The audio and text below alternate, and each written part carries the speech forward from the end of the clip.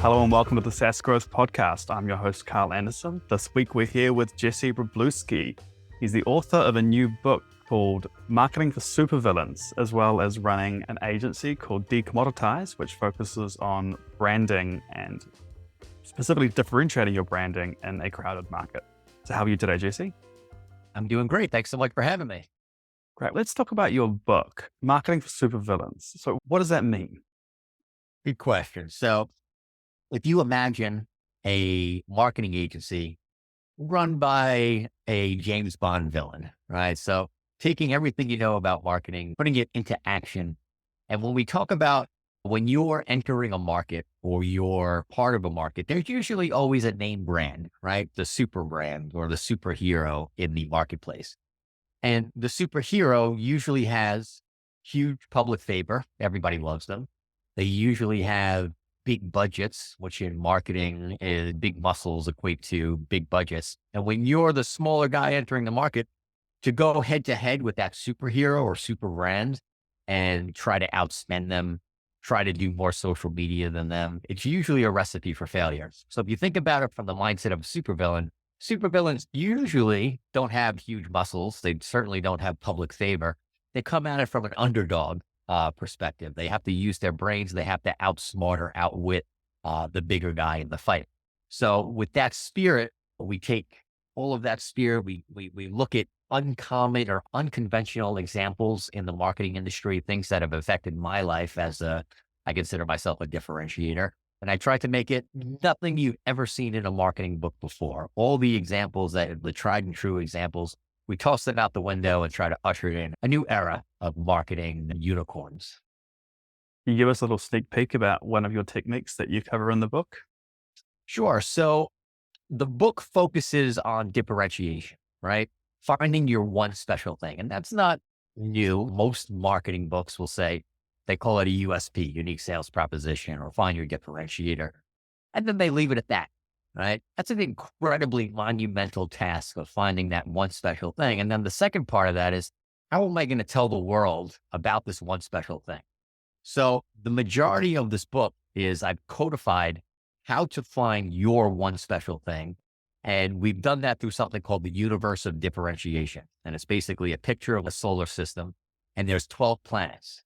So if you think in order to be different, you have to be crazy and outlandish and be the funny guy, there's actually 12 different ways that major brands have successfully found their differentiator. Brands like Rolex, brands like Tiffany, all the way down to G.I. Joe, right? How these brands have differentiated themselves. And it's not through one crazy commercial or something like that. There's actually 12 tried and true methods, all phases, all walks of life, all styles of brands that you can utilize to help differentiate yourself. So it's really the bulk of the book is figuring out and guiding you through the process of finding your differentiator. There's one trick you think would help people find their differentiation factor. What do you think would be the most important thing for them? The most important thing, it's a little tired, but being authentic to what it is. So your differentiator should feel absolutely authentic to what you ultimately choose. I don't know if you can tell from my background, I've always been into the eclectic. The supervillain thing, not only does it have a lot of parallels with business and marketing, the supervillain thing just rings true with me. I'm the last person on earth to post a social media post. If you believe it, you can achieve it. Like all that positive affirmation stuff, it's just not for me. So I'll embrace the role of villain and post the anti-positive sentiments and make sure people get to work. Something for everybody out there, not just the kumbayas of the world. Fair enough. So if we look back onto your agency, Decommoditized, and the sort of work you do helping companies brand, aside from being authentic, so what does that process look like of building up a brand for a new company especially? And how do you get established in a market? Yeah. So I came up with the name Decommoditize. I realized that a lot of people don't know what becoming a commodity means. And basically what a commodity is when that unique special feature all of a sudden becomes difficult for the customer base to tell one apart from the other. So an example I use is if you think about like in the 1980s, airlines were prevalent. to choose which airline you were going to fly, it was basically based on price, right? Cheapest ticket, I'm going to go. And then one genius airline came up with the concept of, hey, we're going to offer frequent flyer miles. And the more you fly with us, we'll give you free trips. So their brand went through the roof, right? Everyone was able to say, hey, this airline is special. And then all of a sudden, everybody said, hey, that's a great idea. We're going to offer frequent flyer miles. And all of a sudden, that decommoditized brand came back down and everyone became commoditized, became a commodity. And it was difficult to tell apart one brand for another. So we're waiting for the next genius to come along and really differentiate themselves. So what we do is we come in for specifically brands that, they say, you know what, we're really not that special. We're a ton of competitors entering the market and we're racing to the bottom to try and cut costs and be the cheapest. We come in and help them accentuate their differentiators and actually be able to charge a premium for the same services that they were trying to cut costs on prior. What does that process usually look like? So we have a 4-week intensive process called the DOA, the Decommoditized Opportunity Analysis. And we go through brand history and figuring out who the audience is. And then we apply that universe of differentiation. We choose 3 of the top 12 planets. And then from there, that kind of helps us zero in. And we'll figure out what feels good, what feels right. What do you think your audience is going to respond to most? And then from there, we create the plan. And sometimes based on budget and say, hey, we'll never be able to get this message out to a wide enough audience with our budget. But however, this planet, it's a lot easier and there's a smaller but more passionate fan base. We could definitely go after that. So there's a lot of data behind it. As creative as it is, it's very data driven. Talk a lot about these planets, and I'm curious. Can you? And I know this is like the selling point of the book, but can you let us in on what some of these planets are? Absolutely. I don't know if this is going to be video or strictly audio, but I can pull up. It's audio. Okay. I'll pull up a screen share just as a visual aid for yourself. So this is the universe of differentiation. It's available on our website as well. And it's just basically a visual guide to all the ways that you could potentially differentiate yourself. One of my favorite stories of the past week is process, right? So everyone says, if there's a special or unique way that you actually make the product or provide the service that you do, you should accentuate it and make it known to the public. So one of my favorite stories is this company called Sweet Amber Distilling Company. So they wanted to partner with a rock band, Metallica, and they were both like Metallica, and the distillery was like, you know what? There's so many rock bands. There's so many just celebrities throwing their face on an alcohol product. We don't really want to do that. And they were all in agreement. So they came up with a process that made it completely unique. And the process was they got Metallica on board. They created this product called Blackened Whiskey, which is based on a song by Metallica. And they actually had Metallica create what's called black noise, right? It's low frequency, the opposite of white noise, this low frequency hum that was created by Metallica. And they play it nonstop in the distillery over the years. And the thought process behind it is the vibration from this black noise helps the whiskey get into the essence and the grooves of the wood of the barrels. And it helps for an aging, a more woody type of flavor to the product. So whether it's true or not, it's a pretty badass story. And boom, now you have a completely differentiated whiskey, not only based on the identity of Metallica, but also the process of how it's made. Pretty cool. Just an example how when you think differentiation, you may not think of process overall, but these are the types of things we tried to bring into the book. These stories that you don't typically hear, they're very unique, but when you drill down, it's very powerful. Do you have any examples relating to software companies you've worked with? Because it's more relevant to my little sphere and my little audience. Absolutely. We had a company of engineers, very technical. Obviously, there's a software side to this, but they built a sensor. And I'm not going to go into how great the sensor was. It's truly revolutionary, but they were going to a trade show and they knew this trade show is going to be wall to wall engineers, and engineers aren't really wooed by pretty pictures and they like data, and data most of the time isn't sexy.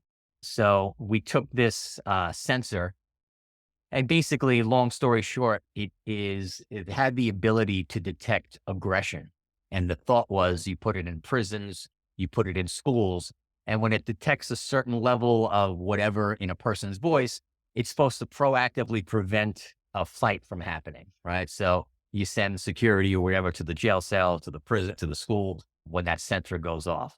So we came up with the concept of getting a UFC fighter, getting a WWE wrestler in a ring, having a face-off, and them not being able to properly verbalize their anger towards each other because the sensor keeps going off. So it was this big thing. It helped demonstrate or illustrate what the product did in a fun way, made it more approachable. And it was very lit. It looked like a boxing pay-per-view. So having that on a big screen at a trade show made them the stars of the show. So rather than going to the show and talking about this feature and this benefit and these megahertz and all that stuff and the software behind it, making it a little bit more approachable, a little bit more easy to digest without a 60-second sales pitch. Something you see a lot in marketing is a lot of bold claims and overpromising. So what are your thoughts on that and its role in branding? Yeah, I think it's exactly overdone. So we have a couple of litmus tests that we utilize in our overall process. So the first process, the low bar that we set is anything we create as far as marketing, as far as social media, we ask ourselves, would somebody share this voluntarily without being asked to, right? So if you go out and say, hey, we're the best, we've got the best customer service, our clients love us, it's the equivalence of white noise, right? So creating that content around your brand, and again, it's a lot easier when you find your voice and your differentiator, finding something that someone would say, hey, you know what? I'm going to share this with someone. It was pretty clever or it's very interesting. I'll share this with my follower base. The high bar that we set for ourselves is creating a brand that resonates so well with people that they would actually be willing to get it tattooed on their body, right? Or wear your t-shirt without you asking to them, not just because you gave them a free t-shirt. Make them feel so aligned with your brand that, you know what? Yeah, I would get that brand tattooed on my body. And you see it, with brands like Liquid Death. I don't know if you have that in New Zealand, but it's basically canned water, right? But they've created a brand that's so cool that it created this cult status. That high bar was definitely met. So obviously it's not one size fit all. It's not one size fits every industry, but those are some of kind of the benchmarks that we utilize when creating our messaging for clients. In the modern age, AI has really kicked off in a lot of content creation. Yes. How's that impacted what you do and creation of those sorts of messaging? So it's funny because I think this is just going to amplify it, but in 2016, it's a lot more easy to accept now, but this sounds like complete craziness. In 2016, I went to a conference to pitch a movie, and there was a data guy talking about the trends of the industry. And he pointed out that something happened in 2016 that never happened in the history of humankind before. And that was people were more than willing to pay more to get less. And it seems natural now, but thinking back 8 years ago, people were willing to pay more for, let's say, the BBC channel. So you go to your cable provider, they're going to give you 200 channels for $100. That's 50 cents a channel. And people are saying, you know what? I'll pay $5 for one channel. I want the BBC because it's curated for me, right? So we're getting to this tipping point where there's too much content. And actually, I'm willing to pay to cut some of that content out. Like, I only want the good stuff. So I call it human climate change, right? Where back in the day, you would say, I want all the channels. Now we're moving to the point where I need a filter between me and all this content. So our school of thought for the past 8 years was, if you're just putting out content for the sake of content, we call it commoditized content, you're no longer just entering the conversation to be in the conversation. You're actually potentially damaging your brand to the point where people are going to say, you know what, let's put a filter on it. I don't want this content unless it's really, really good. So that's been our mantra. And now it's starting to, I think this AI avalanche is going to make people automatically or accelerate that filtering or curation process where if that content's not stellar, keep it off my radar. I think it's just going to accelerate that, just killing off crap content just for content's sake. Do you have any tips for being on the right side of the filter and what you need to do to create content that people want to engage with? Yeah, it can be tough based on your specific industry.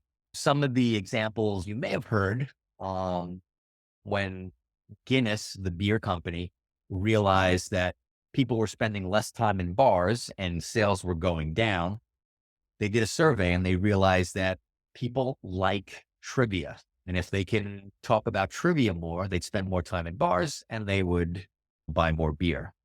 And that led to them creating the Guinness Book of World Records. I didn't know that Guinness, the beer company, actually published the Guinness Book of World Records. While they're not out there creating content about beer, you have the ability to become the curator for your industry. Same thing with the Michelin star, right? They wanted more people to go out and utilize their tires, so they buy more tires. So they created a guide to restaurants telling people they had to get out and use their car to get to these restaurants. So it's not always a linear path of, so that you're a SaaS company and you have to create amazing content based around your specific product or your industry. You can become the curator for the entire industry or a completely different industry. Michelin tires does with fine dining. It just takes dedication and unique perspectives. So if we talk about, again, this sort of messaging, because something I know that you specialize is direct mail marketing. So it's something that a lot of SaaS companies do, especially early on, because it's one of the best ways to find new customers. How do you approach direct mail marketing in a way that? So that's a great question, because I consult with one of the largest direct mail manufacturers in the world, right? And I've consulted with them for over 25 years. And that 25 years encapsulates the birth of the internet and email.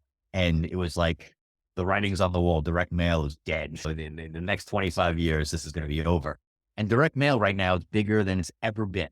Right? If I was a betting person, I would have lost all my money, because direct mail it's super powerful. It's guaranteed delivery. It's not like a display banner ad where people wonder if people saw it or not. It gets into the mailbox, it gets into their hand, regardless of how long it stays in their hand. It's a guaranteed impression. There's not a lot of channels that can guarantee an impression. So on one hand, it's almost a exercise of getting as many of those guaranteed impressions as possible. And being decommoditized isn't as important as it is in the digital world, right? Because now just getting that impression is almost being decommoditized in and of itself. But, decommoditizing your message in direct mail, obviously it can help, but it all filters down to your same brand messaging that applies to digital and every other channel out there.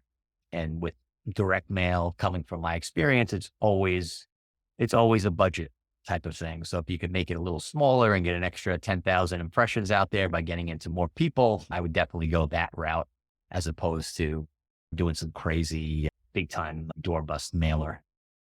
So something you've done, apparently, is you've turned the traditional method of direct mail marketing into something called the conversion factory. Can you tell us a little more about that? Sure. So this is an example of a direct mail manufacturer that felt it's almost synonymous with commodity, right? So when you go to direct mail, you want the cheapest production, you want the cheapest postage. It's all about budget. It's not really about quality messaging or anything like that. So when you're a salesperson for a direct mail manufacturer, aside from price, how do you start a conversation? How do you say, hey, Carl, we should talk about direct mail? And you say, I already have a direct mail guy. Aside from me saying I'm cheaper, what could I possibly say to get you to have a conversation with me? So we created this fun behind the scenes Willy Wonka video series called The Conversion Factory. The firm that I was working with came up with a bunch of new formats. One of them super cool. There's a red window and you can't see what's in the red window, but if you open it, it says the offer. So you can have, an arrow pointing to the window saying your savings is this amount. And it's like an X-ray vision type of thing. So they came up with all these cool things, but the salespeople would get on a phone and say, hey, Carl, I got some new formats for you. Let's have a conversation. They'd be like, nah, I'm good. And I've got the cheapest. I've got the best. And what we did was created this more approachable, more entertaining angle on the direct mail manufacturing process. And we gave people an inside look as to how we created the stuff and why we're different and why we deserve a couple minutes of their time. And it was just an overall fun project. One of the formats was called the marsupial. So we got an actual live kangaroo, which is rare here in New York. I don't know about New Zealand, but we got a kangaroo in the office and just created more of these outlandish attention getting things where in an industry where people just do not care about anything but the cheapest price, we got to turn some heads and get some eyeballs on our product. How important do you think those sort of novel approaches are in marketing and branding, even compared to from B2B and B2C sides? Yeah, absolutely. It depends on the overall brand message, right? So if you're a super serious IBM, it's not going to work for them, which is why Mac exists, because you're going to get that part of the population. So it really depends. In our universe of differentiation, we call it approachable distinction, right? So if you think of it as an island, if your product is an island, let's say you're selling Ferraris, and the general public I feel funny going in and asking how much a Ferrari costs, and I don't know what horsepower is, and I don't know the ability for you to break down those barriers and create those bridges through either comedy or build that rapport.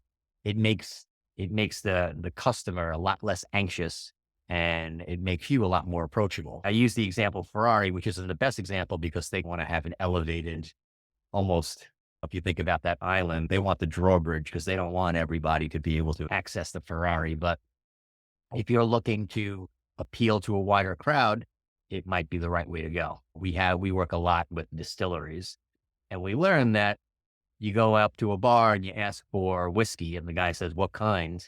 You got to know what the hell you're talking about to ask what type of whiskey. I don't know, just give me whatever you have, right? So there's a little bit of anxiousness. You may walk up to the bar and not have all the confidence in the world to ask for your favorite drink. So we try to make our brand as approachable as possible to break down that anxiety factor when someone were to go and ask for the particular brand that we were selling. If you could give one piece of advice to people just starting out in their business, there may be only be one person working on the company, what would it be to establish their branding and get their marketing off the ground? Yes, there's usually two types of people.